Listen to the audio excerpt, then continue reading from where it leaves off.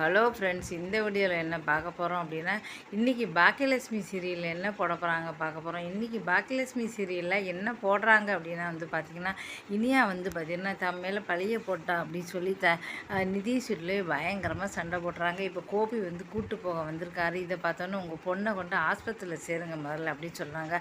ஆஸ்பத்திரியில் சேர வேண்டியது என்னோட பொண்ணு இல்லை, நீங்களும் உங்கள் குடும்பம் தான். என் பொண்ணை பற்றி நீங்கள் தப்பாக பேசுறதுக்கு உங்களுக்கு இது கிடையாது அப்படின்னு சொல்லி திட்டி விட்டுறாரு கோபி. உடனே வா வினியா போகலாம், என்ன இப்படிலாம் அவங்க என்னை பற்றி தவறாக பேசுகிறாங்க, எப்படி கேட்டுட்டு இருக்க முடியாது, அதனால சண்டை போட வந்தேன் அப்படி சொல்கிறாங்க. அதுக்காக சண்டை போட முடியுமா, நீ வா நீயா அப்படி கேட்குறேன்.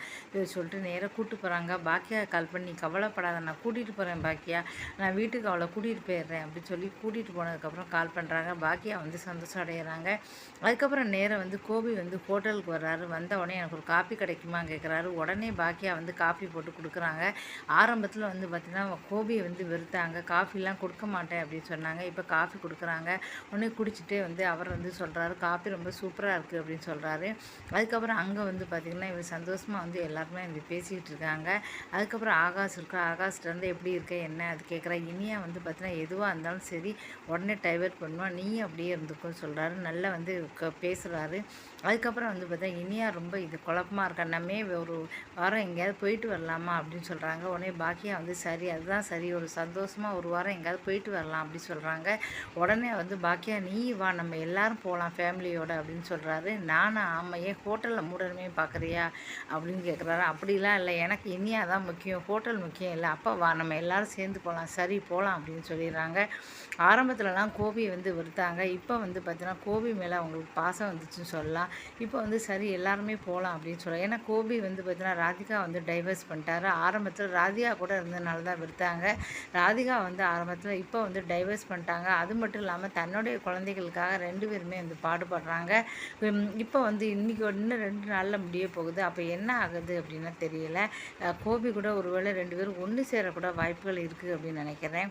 இதுக்கப்புறம் பார்த்தீங்கன்னா 2 பேரும் போகலாம், நீ கவலைப்படாதே சொல்கிறாங்க. அதுக்கப்புறம் இனியா நேரம் ஆஃபீஸ் போகிறாங்க. அங்கே சோகமாக இருக்காங்க. என்னாச்சு, ஏன் சோகமாக இருக்க அப்படின்னு கேட்குறாங்க. உடனே ஃப்ரெண்ட்ஸ் கிட்ட சொல்கிறாங்க, எல்லாரோட செய்தி நம்ம நியூஸில் வாசிக்கிறோம், உன்னோட நியூஸையும் ஏன் வாசிக்கக்கூடாதுன்னு சொல்கிறாங்க. ஆமாம் அதுவும் சரிதான் அப்படி சொல்லி உடனே தனக்கு நடந்த கொடுமை எல்லாத்தையுமே பார்த்திங்கன்னா நியூஸ் சேனலில் சொல்லிடுறாங்க. இதை சுதாகர் பார்த்துட்டு அப்படியே அதிர்ச்சி ஆயிடுறாங்க. இந்த இனியாவுக்கு எவ்வளோ திமிர் பார்த்தியா, எல்லா விஷயத்தையும் இப்படி சொல்கிறா அப்படி சொல்லி அதிர்ச்சியோடு கேட்டுக்கிட்டு இருக்காரு. இப்போ இதுக்கப்புறம் என்ன நடக்க போகுது அப்படின்னு பார்க்க போகலாம். இன்னும் 2 நாள் தான் இருக்குது. வியாழன் வெள்ளிக்கிழமையோட இந்த சீரியல் முடிய போகுது. அதுக்கப்புறம் என்ன நடக்க போகுதுங்கிறத பார்க்கலாம். இப்போ பார்த்திங்கன்னா இதில் சிறகடிக்க ஆசை சீரியலில் என்ன போட போகிறாங்க அப்படி பார்க்க போகிறோம். சிறகடிக்க ஆசை சீரியலில் என்ன போடுறாங்க அப்படி பார்ப்போம். சிறகடிக்க ஆசை சீரியலில் பார்த்திங்கன்னா இப்போ பார்த்திங்கன்னா மீனா ரோகிணி ரூமுக்குள்ளே கிறிஸு வந்தாரா போன்னு சொல்லி திட்டி விட்டுறாங்க. உடனே பார்த்திங்கன்னா கிறிஸு அதை இடத்த விட்டு போயிடுறான். அப்போ மீனா பார்த்துட்றாங்க. எனக்கு இங்கே இருக்கவே பிடிக்கல அப்படி சொல்கிறத கேட்டுறாங்க.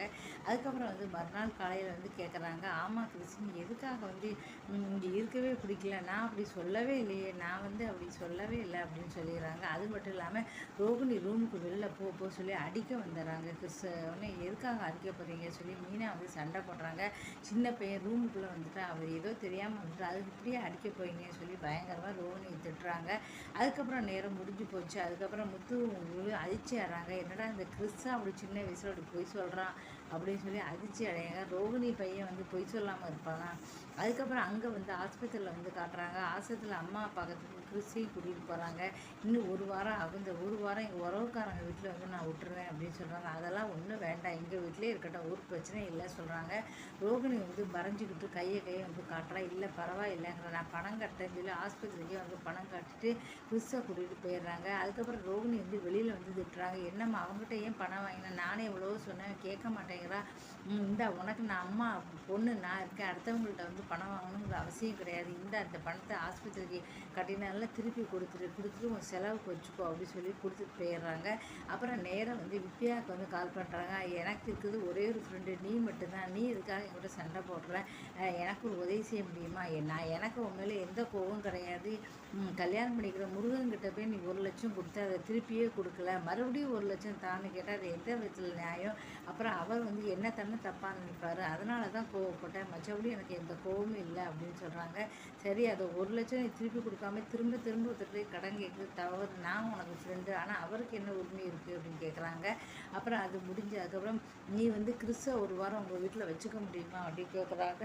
நான் வந்து கல்யாண விஷயம் போகிறதுக்கு எங்கள் அம்மா அப்பா பார்க்க கிராமத்துக்கு வந்து நான் போய்கிட்டு இருக்கேன், அதனால் சாரி அப்படின்னு சொல்லிட்டு போயிடுறாங்க. உடனே அதுக்கப்புறம் ரோகிணியால் ஒன்றும் பண்ண முடியல. அப்புறம் இங்கே வந்து காட்டுறாங்க விஜயா மயக்க ஒருத்தர் என்னது ரதி எப்படி இதானா அதான் தீபக்னு ஒருத்தர் இருக்கானே முத்து மீனா எத்தனையோ தூரம் உங்ககிட்ட வந்து சொல்லிட்டு தான் போனாங்க, அவங்க 2 பேர் நடத்த சரியில்லை, அடிக்கடி அவங்க 2 பேரும் ரூமுக்குள்ளே போகிறாங்கன்னு எத்தனையோ தூரம் சொன்னாங்க, ஆனால் நீ தான் அதை கண்டுக்கலை. கடைசியில் முத்து மீனா திட்டினீங்க, இன்றைக்கி எங்கே வந்து நிற்குது பார்த்தியா அப்படி. ஐயோ, இந்த விஷயம் மட்டும் அவங்க அம்மா அப்பாவுக்கு தெரிஞ்சு சும்மா விடமாட்டாங்களே, எனக்கு ரொம்ப பயமாக இருக்குது, பின்னே சும்மா விட்டுருவாங்களா, அவங்க அம்மா அப்பாவுக்கு தெரிஞ்சால் எப்படி சும்மா விடுவாங்க அப்படின்னு சொல்லலாம். இப்போ நான் என்ன பண்ணுறது அப்படின்னு சொல்லலாம். சரி சரி கவலைப்பட, எதுவாக இருந்தாலும் நல்லதே நடக்கும் அப்படின்னு சொல்கிறாங்க. பார்த்துக்கலான்னு சொல்கிறாங்க. நாளைக்கு தான் வந்து பார்த்திங்கன்னா ரதியோட அம்மா அப்பா வந்து விஜயா வந்து அடிக்க வராங்க, மீனா வந்து கப்புத்தாங்க. பயங்கர ஒரு சண்டை வந்து நாளைக்கு வந்து காட்டுறாங்க. இதுக்கு இப்போ என்ன நடக்கும்போது பார்க்கலாம்.